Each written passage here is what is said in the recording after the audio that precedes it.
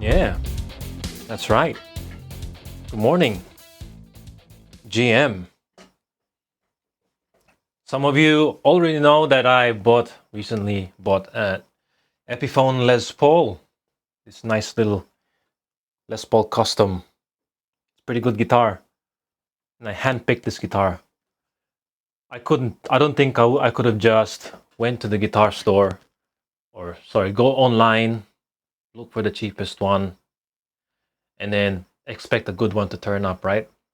So I decided to go to the shops around my area that sell this particular guitar, this particular color, and thought I'd try them all. And so I have a list of selection criteria that will help me pick the guitar, that help me pick this one. And I'll tell you why I picked this one, and I'll share with you the specs or the selection criteria that I went through, so that hopefully it can help you get your next guitar. Assuming this is for the ones that are looking for a specific guitar. So if you want a specific, let's say a Gibson or a Fender, and you've got a particular model you're zoned in, we'll call it like a mass-produced kind of standard guitar, where the quality, the QC department isn't necessarily that good. So maybe this will apply to you. Probably won't apply to you if you're looking for like a ESP standard series, because those ones probably still applies to that, but you'll have an easier time with those kind of brands because their QC is very good. Now, straight into it. When I bought this, I never even plugged it in. It was all about the build quality for me, how it felt, how lively the guitar is. I plugged it in today for this particular video for you, because you might, in your case, you might want to do it, but for me, I'll tell you why it didn't matter to me so much. Now, when I picked when the guitar was in the rack, I was just looking at, first I'd be looking at, the first thing I look at really is the fret job, right? Make sure that the fret ends are well dressed, right? From start to from top to bottom on this side, and also don't forget about this side. After that, I usually I'll probably pick it up from there. I'd sit down.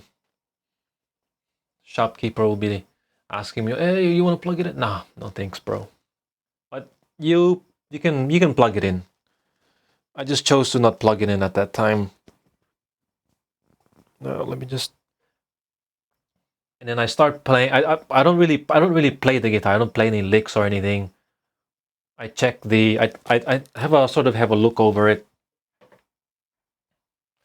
Make sure that the space from between the two E strings, the space of them to the edge, is fairly even. Not like, let me show you. I don't like it when are we in the middle? I don't like it when, see how that's I think that's pretty, it looks even to me from my point of view, or at least fairly even, right? It's pretty good. I don't like it when, and I see big brands doing this too. I don't know why, but when the strings are shifted like that, or too far this way, so it has to be reasonably centered to an acceptable level, to me anyway. Of course, to you it'll vary, right? So it's up to you. And then the pickups, don't forget the alignment of the pickups. Make sure it's acceptable, because that can that can affect the sound. So this one to me was okay. It was fine. And then I'll check out the playability, the weight as well, the weight and the balance. This one is pretty light. This is about 3.9 kilos. It's around about the ballpark of what I'm accustomed to and what I find acceptable, because I don't think guitars that are like a Les Paul that's, I don't know, up to 5 kilos or even more, that's not I don't see a reason for it to be that heavy. Tone would give you more tone, give me the heaviest guitar you've got. I don't think so, bro, because I've had guitars that are like an ESP. I had this ESP Eclipse, you know, the lawsuit one with the 4 knobs and the good cutaway here. That was probably my lightest guitar, and that one resonated like nothing else, and it's perfectly fine. Duncan, Seymour Duncan, it's another story. Good guitar, lightweight. Electric guitars don't need to be super heavy, and it's pretty balanced. The Les Pauls, they're pretty balanced, so you probably don't have to worry so much. And this one has a good weight to it. It is wood after all, and who knows what the drying process is in the Epiphone factory in China or whatever. Probably in China, right? Because these are not made in China, which is okay. So the weights can obviously vary. Put that on your checklist or on your little video vlog of notes. And then the next thing I would check, just check the switches, right? Probably make sure it's not kind of stuck in one position, and it doesn't, you try to put it to the neck position first, and then it doesn't lock in. It just sort of, it just stays wherever it wants to stay.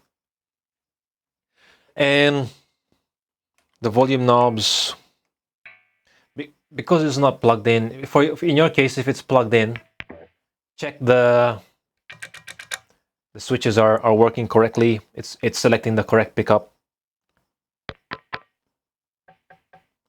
You can tap it with your pick. On the bridge pickup, it's not making a sound so much on the,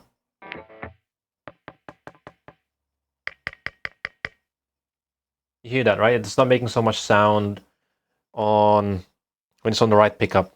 I'll go to the neck pickup.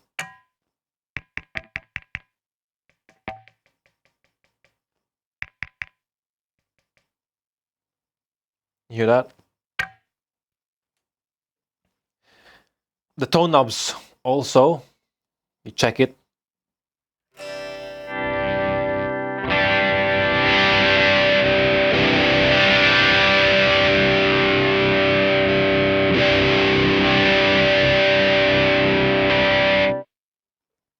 Check all that.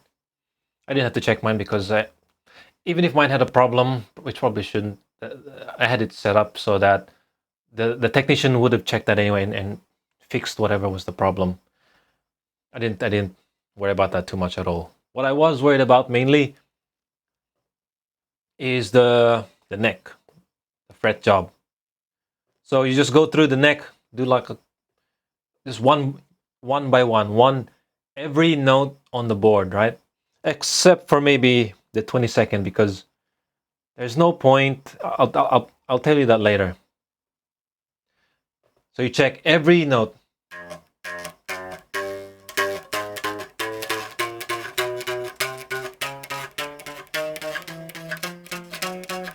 Like that. And then the next string.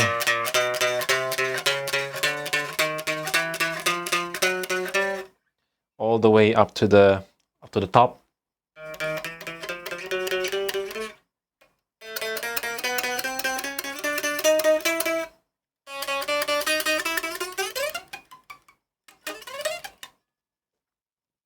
every note. You have to put time into this because it's important. You don't want to have the guitar go to a tech or somewhere who will do a fret leveling, because that can take some time, and I don't know, it's a hassle. Before I check the frets, by the way, I have to add that I also just quickly do some power chords on the guitar, or whatever chords, right?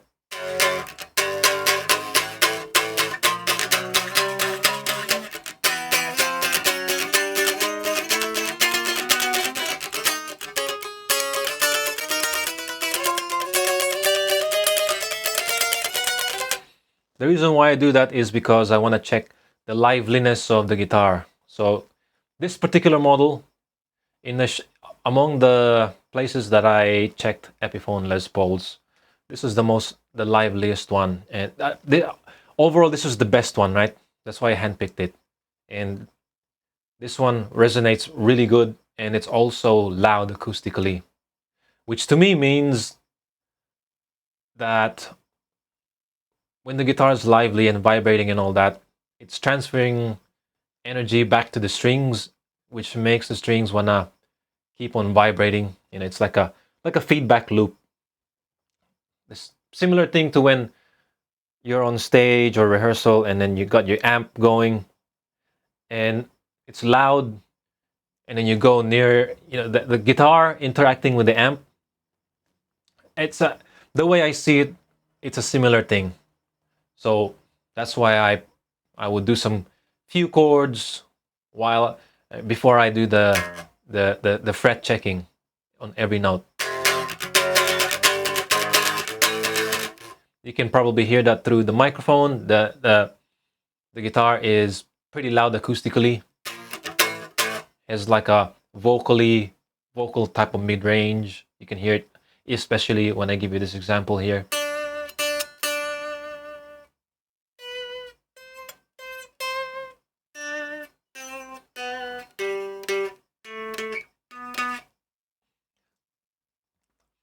Note that I have a noise gate on my microphone, by the way, so that it takes out the hiss or the cricket noise that you can probably barely hear that's getting cut off. So the sustain obviously will get cut off from the microphone, so understand that, okay?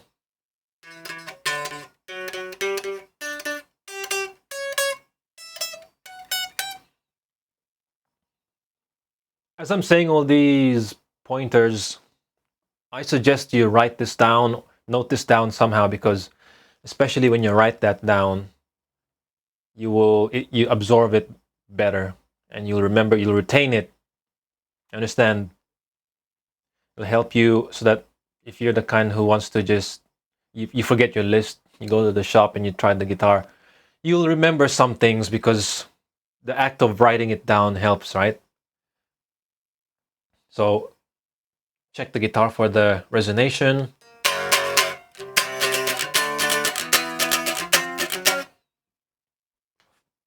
Find which model has the best characteristic of that.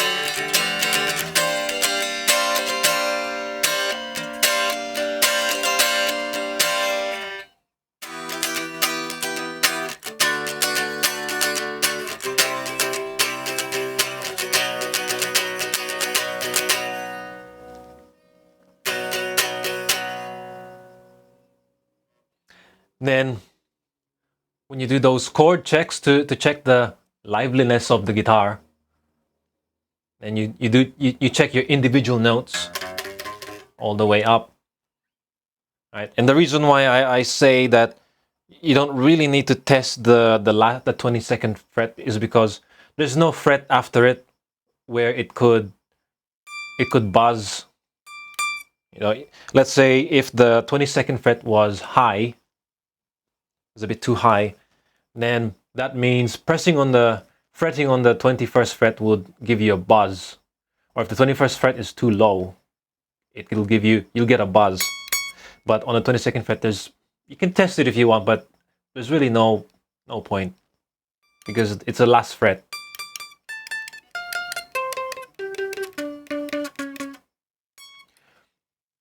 The other thing to check is choking when bending, especially when you're right around this region. You're doing your soloing. Lots of us like to do solos up here because it looks glamorous. Makes you look like you're skilled and all that. So it's important you do this. You take some note in here and do a full, because typically when you do a bend, or you hear a bend in a solo, it's typically a full step. So you do a full step bend. So for example, 15th fret, full step is going to go to, what was this, 12, 13, 14, 15, 16, 17, 15 to 17, right? That's the note you start off. That's the note you end up with. It's okay if you go over, because that just means you bend to more distance in the fret.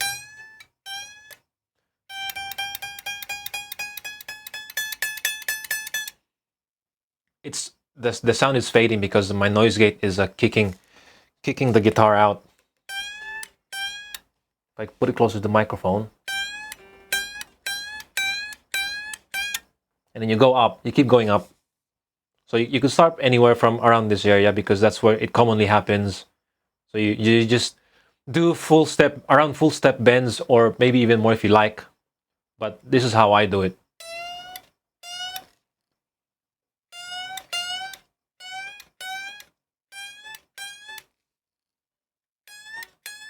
The noise gate is kicking in, okay, but it's sounding pretty good to me.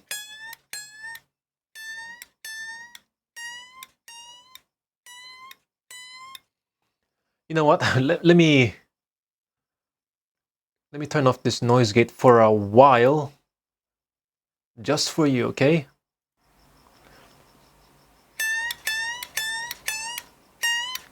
You can hear the background noise now, right?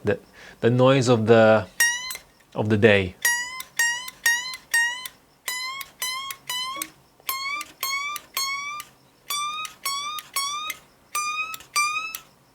Oh, there's I was fretting the 22nd, which there's no point.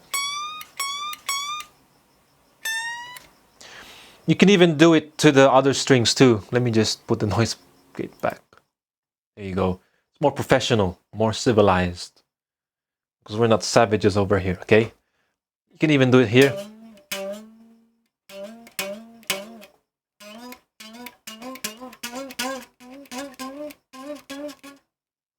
Then you can do every string. It's probably best to do it just to be thorough.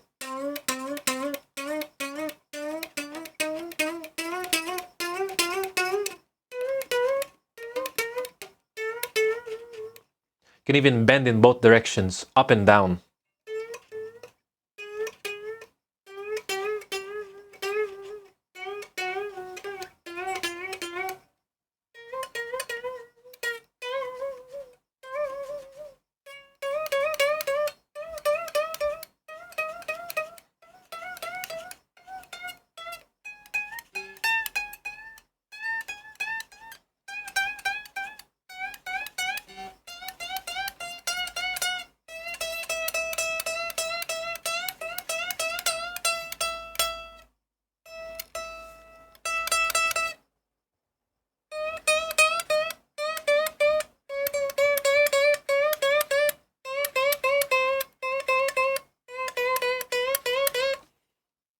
Like that, yeah? So you test, because depends on you on some situations when you're soloing, let's say this note, and then you want to bend this. Sometimes you have a propensity to bend downward or bend upward. Okay, so you have to test all that. Then after when the frets are all good, Now, when you pick up the guitar from the rack, you would have also tested, not tested, but the guitar would have been out of tune. So you're basically testing the tuners from that. What I've got here, this is a 2022 model, and for some reason it came with Wilkinson tuners, which is fine, but because they look like they feel solid, and they seem to look like very identical to the Grover. I've checked every detail, and it seems to match that of a genuine Grover, because there are videos and pictures online that show you real, genuine and fake Grovers, and these ones, from what I've seen, is more resembling of the genuine Grovers. But Wilkinson Grover doesn't seem to matter to me, because it seems to be functioning well. All right, people are gonna say, "Oh, the Wilkinson, oh, it's working fine." You understand? So the tuners, you check the tuners. You check the. I like to check the height of the nut. The way I do it is, I think that's one of the things. There's two more things, two other things that I just remembered: the height of the nut and the straightness of the neck. The way I do it is, when I check the height of the nut, I will fret the second fret with my ring finger, or my, you can do it with either one, yeah. Just not your index finger. You can use your middle finger or your ring finger for this. Press down on the second fret, and then you can check the gap between the bottom of the string and the top of the first fret. So you're going to be checking the gap. So you should have about, maybe, what kind of gap are we looking at? The smallest gap, that as long as there's even the smallest gap is fine. So for example, let me strap this on.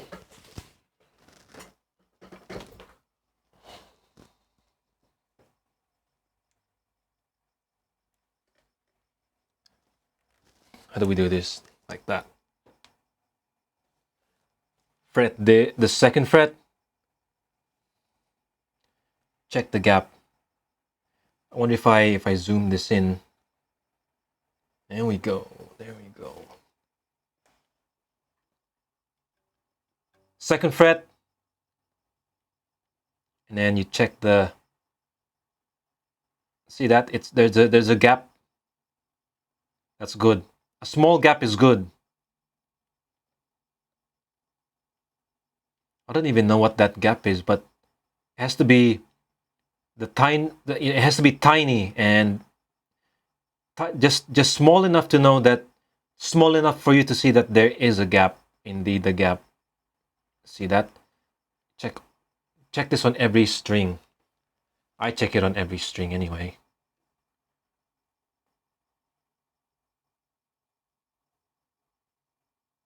See that? There's a gap there. The G string has a gap. You can see it moving and hitting the first fret. There's the nut there, okay? There. And finally, the high E string. There's a gap there, just enough for me to see, but I'm having trouble spotting that in the camera. Or actually, you know what? Let's do this.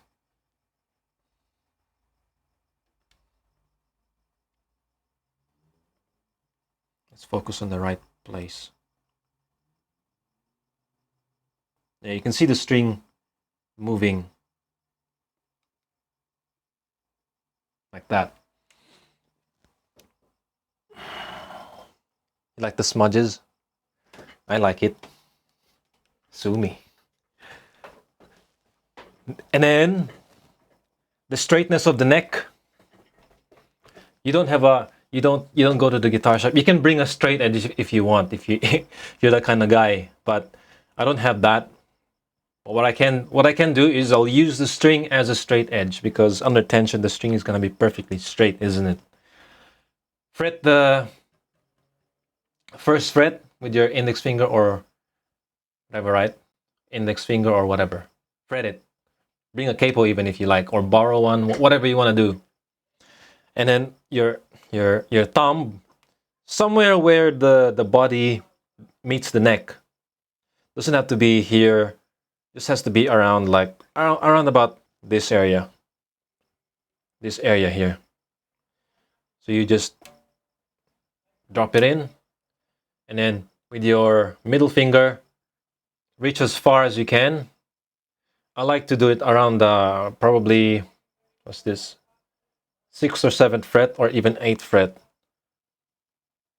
And then I want to see if there's what kind of gap we have there. I like to have I don't like to have mine dead straight, because when it's dead straight, you know, when I palm mute, there's gonna be fat fret buzz, and it's not the kind of fret I can tolerate. Fret buzz, because the kind of fret buzz that translates into an amp, if it's light it's fine, but if it's a fat fret buzz from too straight of a neck, and then, you know, I'm a heavy handed strummer as well, so right now it's not buzzing. It sounds clean.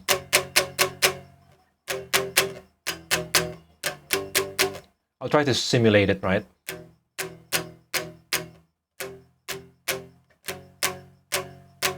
There, you can kind of hear it there, like a krr, krr.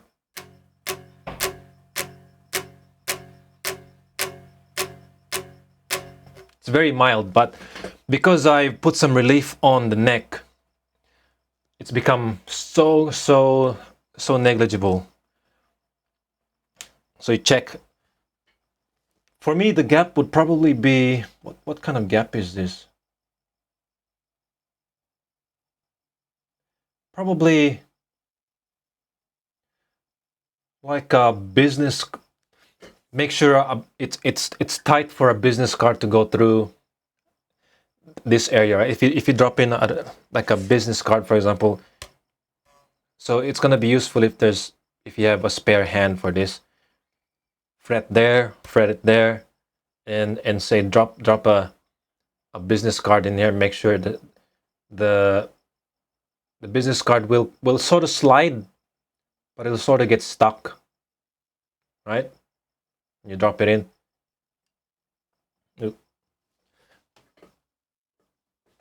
You know, it'll get it. There's enough gap, so it'll get stuck. That's how I do it. I like some relief.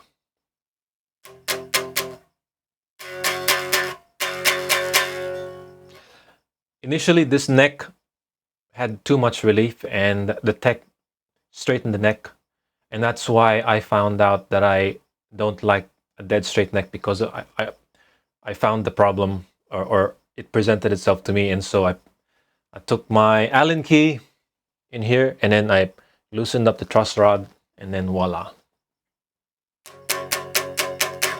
Perfect.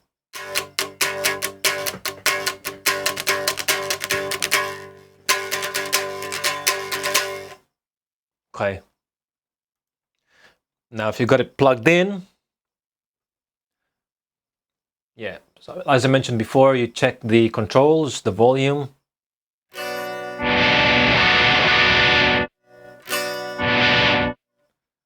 Neck pickup. Check the neck pickup. The volume. Also the pickup. Make sure it's hooked up nicely and volume knob is working correctly.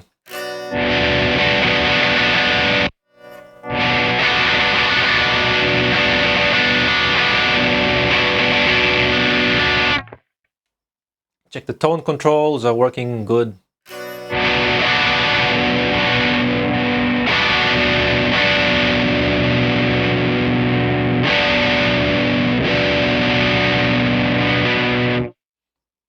Like I said, I never had to plug in the guitar. I'm pretty confident in electronics anyway. And you might not be willing to go through any hassle, any possible hassle. So you can go through that. Did I mention check the pickup selector?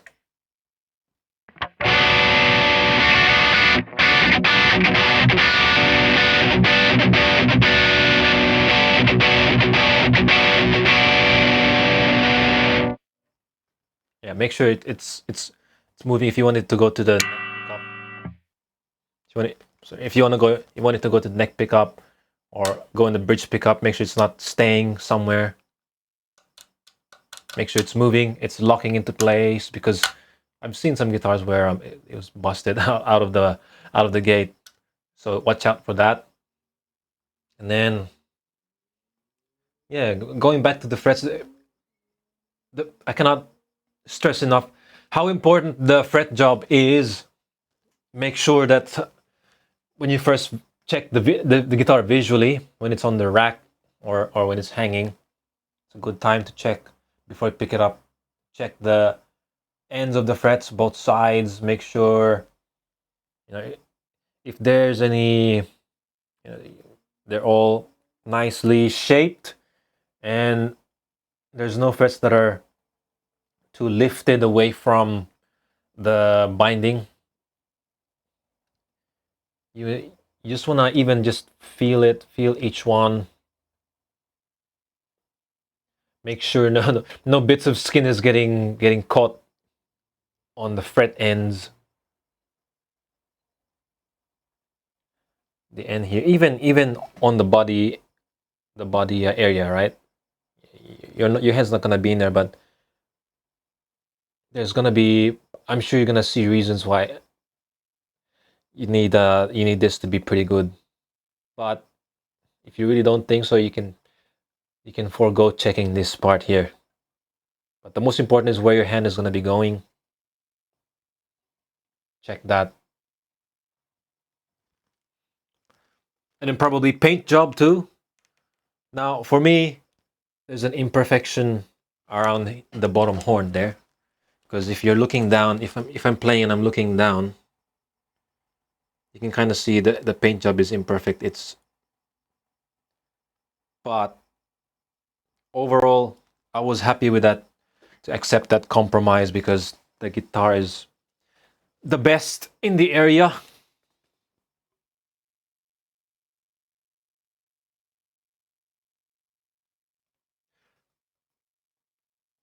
Everything else is pretty good. I had the pick guard taken off, by the way, because I don't like them.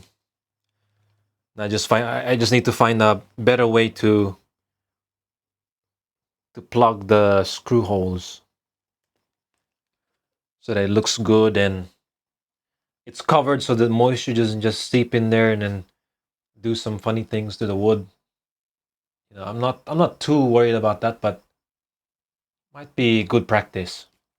That's a bit off topic, but anyway, and you check the pickups, make sure they're the springiness of because there's a spring that's holding the pickup in there with the screw. So you just check the movement of the pickup and the neck pickup too.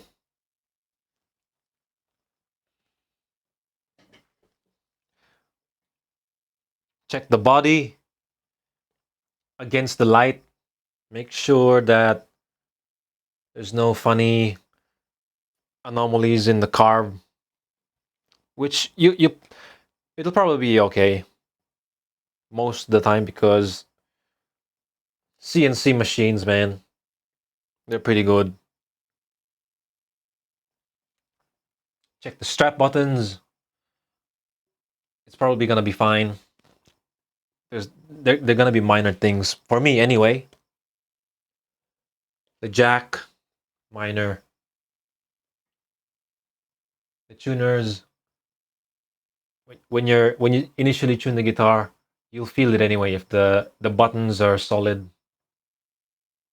If they're a bit loose, you can probably just screw it from there, the tiny screw there. No big deal, right? So you check that the nut is cut okay, or you're going to check that the nut is cut okay. The neck is not too warped, right? The distance, the relief on the base end, and then you check every other string, right? Next string, next string, next string, and then the final string. Make sure that the neck is not warped, meaning the reliefs, let's say there's more relief here than in here by a drastic margin. If there's a minor difference, it's probably going to be fine. Just take note of that. Whatever is acceptable to you, or it's not like more than double the. It's not super like, oh, whoa, what the hell, bro? You know, it's just you'll probably instinctively realize if it's acceptable to you or not. Check the electronics. You check the alignment of the strings. Check the alignment of the pickups. And then you choose which one has the best compromises and best overall. And hopefully you go home with something that you're happy with and satisfied, knowing that you put in the work. You take pride in that guitar because you have hand selected it. Okay, and you can tell your friends how to. You can spread the word on how to pick a guitar. Again, this is for some of you who already have a certain model in mind, certain brands or certain model. Of course, some of the things that I mentioned also have. It's also fundamental, so you can apply it to any brand, any guitar out there, any individual guitar. The reason why I say that if you have a particular guitar that's targeted, you know, it's easier to shortlist it.